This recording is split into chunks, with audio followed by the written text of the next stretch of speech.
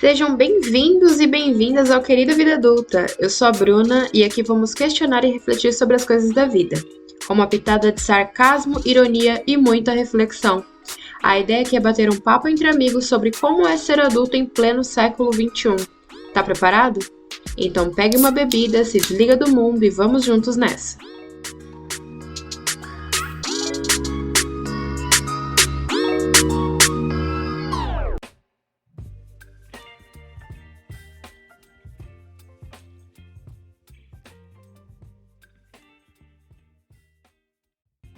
Sejam bem-vindos e bem-vindas a mais um episódio do podcast Querida Vida Adulta. Estamos passando por algumas mudanças e reformulações, mas tudo por um bem maior, que é criar conteúdos aqui e nas redes sociais que agreguem algo de verdade na vida de quem lê e ouve.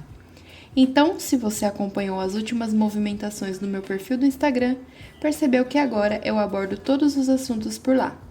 Aviso sobre os episódios novos e faço alguns conteúdos para o gosto super refinado de nós adultos. Será?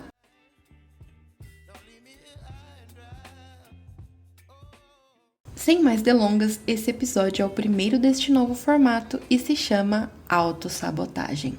Vamos então definir autossabotagem. Auto é um prefixo de origem grega que é usado para designar algo que é próprio, e sabotagem é o ato ou efeito de sabotar, que significa dificultar ou prejudicar uma atividade. Portanto, autossabotagem é agir contra si mesmo e atrapalhar as suas próprias tarefas. A parte mais importante, ao meu ver, de tratarmos a autossabotagem em um assunto que pode te abrir os olhos e, consequentemente, te ajudar de alguma forma, é identificar e reconhecer comportamentos autossabotadores. Ou seja, o que eu faço consciente ou inconscientemente no meu dia a dia que atrapalha a conclusão das minhas tarefas? Ou então, o próprio reconhecimento de que eu sou uma pessoa autossabotadora. Às vezes, achamos que o mundo está sempre nos atrapalhando. Há sempre algum empecilho que faz a gente parar, procrastinar, desistir, quando, na verdade, nós somos os verdadeiros vilões das nossas histórias. Além disso, quero que você entenda que essas tarefas que nós falamos aqui são toda e qualquer tipo de tarefa. Não é só sobre lavar a louça de ontem, é sobre tomar decisões difíceis. É sobre dar um basta em situações ruins, é sobre finalmente começar o que deveria ser feito. Existem alguns padrões recorrentes que podemos identificar no nosso dia a dia facilmente, que são de autossabotagem. Eles podem estar em várias áreas da vida, profissional, relacionamento, autoimagem. E nós vamos falar de alguns deles com mais detalhes.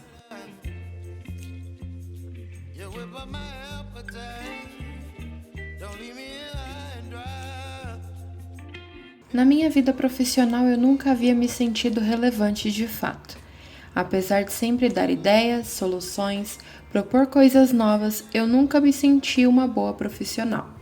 Somente agora, com 29 anos, eu iniciei um trabalho mental de me encorajar e me autoafirmar todos os dias. E caso eu não seja boa de fato em algo, está tudo bem, porque ninguém é 100% excelente. Muitas vezes eu questionei o porquê de pessoas que teoricamente estavam no mesmo ambiente que eu serem mais seguras, confiantes e até aparentemente profissionais 100%. Mas foi nesse mesmo período que eu tive um dos maiores estalos da minha vida. Ninguém é 100% do que aparenta, pois há alguns anos comentei com uma pessoa o quanto uma colega era boa no que fazia e nunca errava. E eu ouvi que, na verdade, ela vinha tendo erros recorrentes e que estava trazendo muito aborrecimento para o gestor, que era o hospedeiro daquela pupila.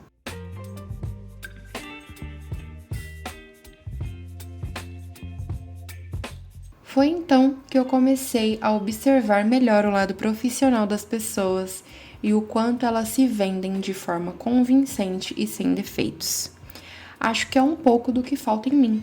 Autoconfiança, porque eu me autossaboto o tempo todo.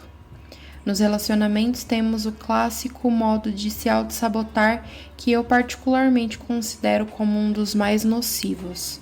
Algumas pessoas aceitam qualquer parceiro para simplesmente não estarem sozinhas. E neste pensamento é criado um movimento de dependência emocional e chega um momento em que o companheiro tem o total poder do relacionamento nas mãos. Quando falamos sobre a autoimagem, estamos diante de uma espécie de autossabotagem que entristece de forma gradativa e silenciosa quem a possui. Pois quando você convive diariamente com a sua imagem, distorcida ou não, deixa facilmente que comentários externos influenciam na sua imagem e autoestima e passa a maior parte do tempo se comparando com outras pessoas. O cabelo de alguém é mais bonito, o corpo de alguém é mais bonito, as unhas, a pele, tudo. A concepção que tem de si é normalmente atrelada a defeitos e uma ideia de que necessita sempre fazer algo para melhorar. E quais são as possíveis causas para a autossabotagem? Traumas? Acontecimentos da infância podem ser grandes responsáveis pela maioria dos traumas que temos na vida adulta. No momento em que estamos na fase de desenvolvimento da maioria dos sentidos, acontecimentos da época de infância que pareciam inofensivos podem causar grandes marcas que fixam de forma permanente na personalidade de um indivíduo. Relações afetivas, familiares, costumes podem ser grandes desencadeadores da autossabotagem. Crenças limitantes também contribuem para isso. Ideias pobres em vários sentidos. Ideia da inércia, de que você nasceu assim e assim permanecerá. São crenças que faz com que pessoas que talvez tenham potencial se sintam incapazes de mudar as suas realidades. De forma geral, a autossabotagem é limitante.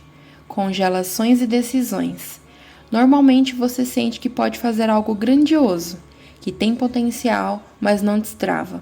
Ou então simplesmente acha que nunca teve dom para nada em especial e não busca evoluções. Mas como entender ou perceber um padrão autossabotador em você? Faça uma reflexão a partir do que já conversamos e, se ainda não o havia percebido, passe a fazer uma avaliação de quais pensamentos e atitudes da sua vida podem ter esse esquema de autossabotagem. Daí vem a importância de se conhecer profundamente e deixar um pouco de lado o costume que temos de nos vitimizar diante de fatos desconfortáveis e passar a nos responsabilizar por aquilo que está no alcance de nossas mãos em resolver. Pense em tarefas e situações que você já teve o poder de resolver e não o fez. Talvez porque isso te obriga a sair da zona de conforto, porque de certa forma não fazer te atrapalha no primeiro momento.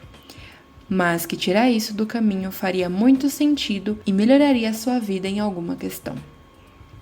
Não sei com vocês, mas para mim, a autossabotagem afeta diretamente na autoestima, porque definitivamente você não está preparado para lidar com o fato de que muitas coisas boas e importantes deixam de acontecer por culpa única e exclusivamente sua. O ser humano tem o antigo costume de culpar outras pessoas por coisas que não acontecem ou não aconteceram, ou simplesmente culpar qualquer fator externo. Faltei na academia hoje porque choveu, não estudei porque perdi o livro, e é assim tudo que ele não quer tomar a culpa para si, acaba terceirizando para o outro. E no momento em que você se dá conta de que a culpa é sua, é que os problemas com a autoestima surgem.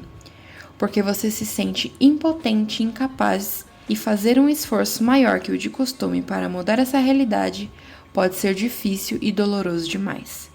Podemos trabalhar então em algumas estratégias para mudar a autoconfiança. Podemos começar devagar e ir aumentando conforme a nossa evolução.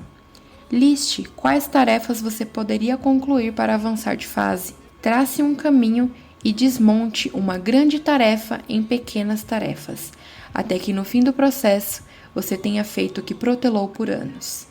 Observe como você evoluiu ao fim de tudo isso. Perceba que apesar de não ter sido fácil, você conseguiu. E não esqueça de documentar a sua evolução, para que isso sirva como um acervo para futuras consultas, caso você se depare com uma nova tarefa paralisante.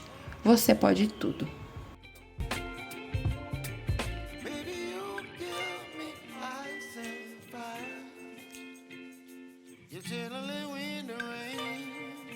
Você pode até não concordar num primeiro momento, mas o perfeccionismo pode ser uma forma de autossabotagem. Explico. Pessoas perfeccionistas podem ser boas no que fazem, mas ainda assim buscam sempre mais e mais. Isso acaba contribuindo para um padrão autossabotador, além de angustiante.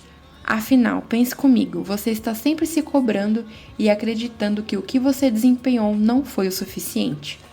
Isso é literalmente gastar 100% a mais do que a energia necessária para qualquer atividade e ainda assim não estar completamente satisfeito e feliz na maior parte do tempo. Todos concordamos que o principal causador do tema principal do episódio de hoje é a procrastinação, correto? Afinal, se a definição de autossabotagem é atrapalhar suas próprias tarefas, nada mais justo que culparmos o adiantamento delas como uma ótima forma de atrapalhar. E como podemos driblar a temida procrastinação?